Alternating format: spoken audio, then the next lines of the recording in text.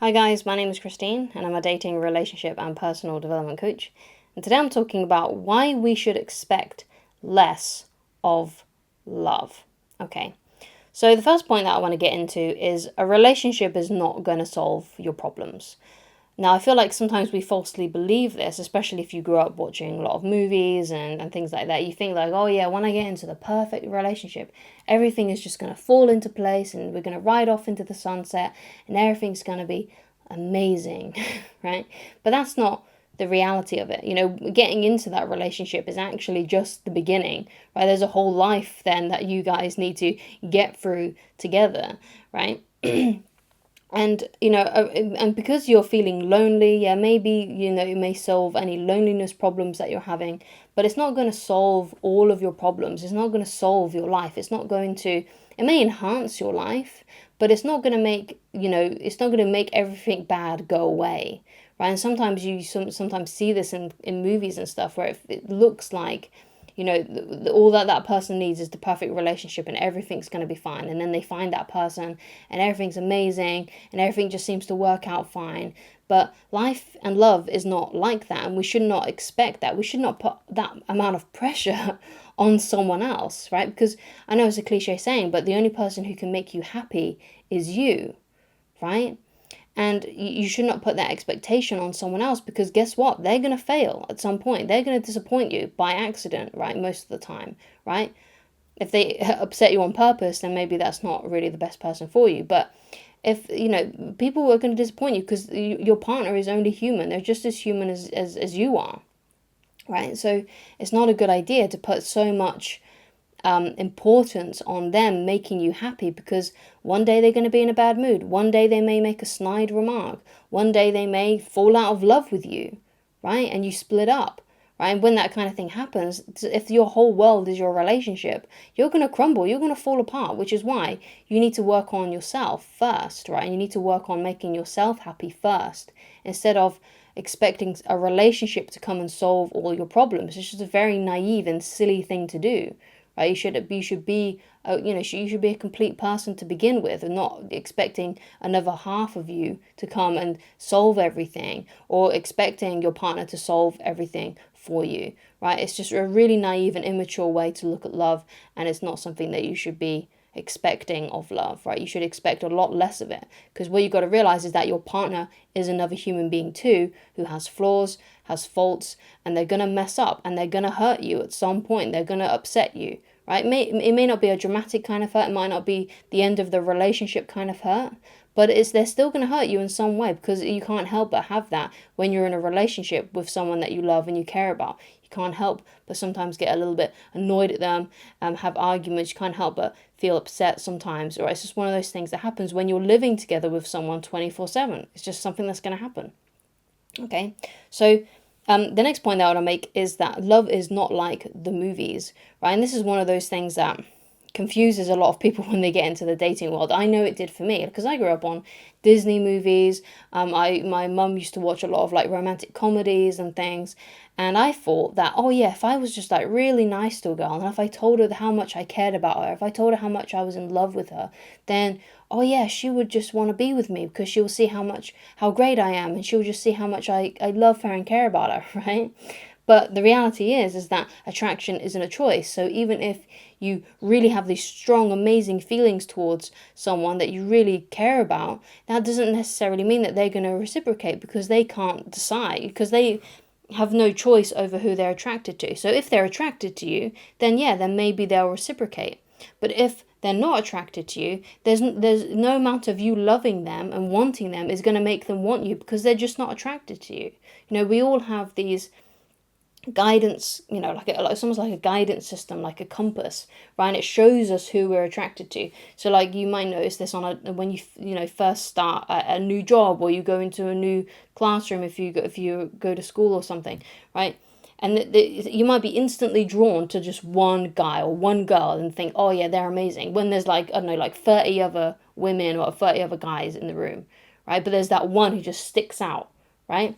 And that's your guidance system telling you who you are attracted to, right? And sometimes people falsely believe that is love at first sight or something like that, when actually it's really just, oh yeah, I like that person I'm really, really attracted to, right?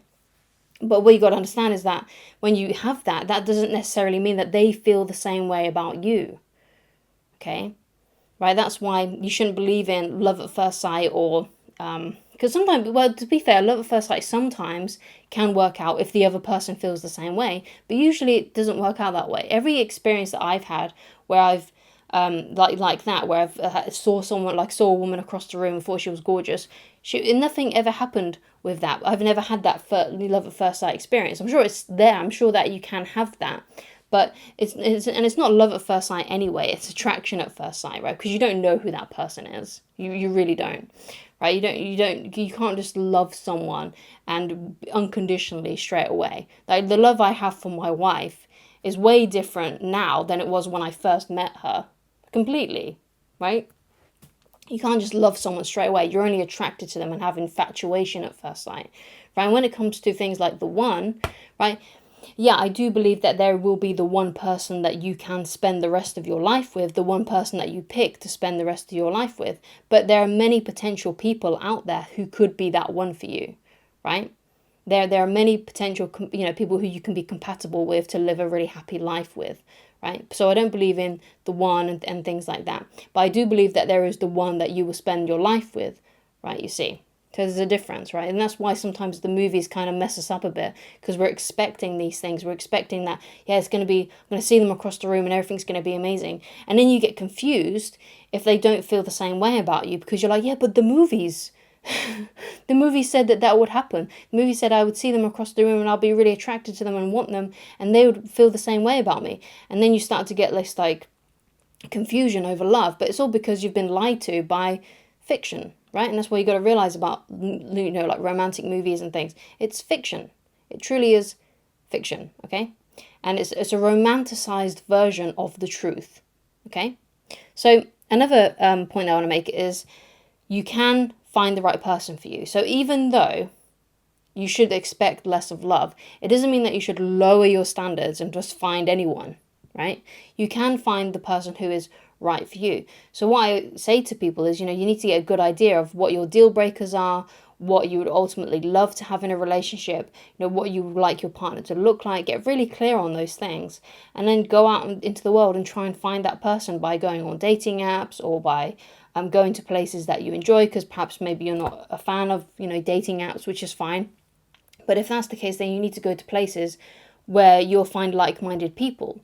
Right, so if you're really into like comic books, then you go to like a Comic-Con convention or something like that. Or if you're really into like, ghosts and things, that maybe you go on like a ghost tour, right, and you attend those. Or perhaps you're like a runner, you like to go running, you like to do 5Ks or whatever, you like to do marathons, and then go to those marathons and get there early so you can speak to the people before you set off, right, and get to know people, right? And even if in those situations you don't always meet someone you can date, you will at least meet like-minded people and make new friends, right? So it's always a good idea to do those things, to go to places that you find interesting, right? Because you're going to find like-minded people there, right? And one of the best things you can do in a relationship when you're trying to find a relationship is to find someone who is a lot like you, who likes the same kinds of things as you, who enjoys the same kinds of things as you, right? Because what you got to remember is that you're going to be spending potentially the rest of your life with this person. So you better pick someone who you can stand being around for more than 5 minutes, right? Because you're going to be spending about 50 years plus with this person, right? Because a lot of people, they spend more time focusing on what car they should buy or what kind of mortgage they should get on their house, instead of, and they just fall basically for the first person that they find, right? People spend more time on those things, or they spend more time thinking about what kind of computer they're going to build or something, what kind of PC they're going to build, and all the little parts and all the things that is needed, right? They spend more time on that than they do on finding someone to be in a relationship with. And then they get all confused and angry with that about their choice that they made in 5 years' time, when they realize that they're stuck with this person and they've actually picked the wrong person completely, and you're just two different people. You're always arguing, you're always bickering, and yeah, you were attracted to each other to begin with, but there's more to love than attraction. And yes, you can find someone who you are attracted to and who you actually enjoy being around as well. You can find a companion too, right? I'm not saying that you should sacrifice attraction for companionship. You can find both. That is completely and entirely possible for you, Okay, so my idea then of love is that it should be two people, ideally, it should be two people who are already complete coming together. So therefore, a relationship should just be the cherry on the cake, not the whole cake entirely, right? It should be about two people who already have, identities of who they are, what they want to achieve in this life, right? And coming together, who are already fulfilled and happy, and not expecting the other person to fulfill them and to make things better and to make things right. Right? It should already be two complete people who know what they want in life, right? And perhaps you've already got some of your act together when it comes to your careers and things like that. It should be about those kinds of people coming together, not people who are expecting things from the other and hoping that it's basically just going to work out, because most of the time if you're doing that sort of thing, it's not going to work out. You have to already have your ducks in a row, essentially. Okay, right? So thank you so much for watching. If you'd like to get in touch with me personally and you'd like coaching with me, then please go to www.christineloveridge.com, and I shall talk to you again very soon. Goodbye.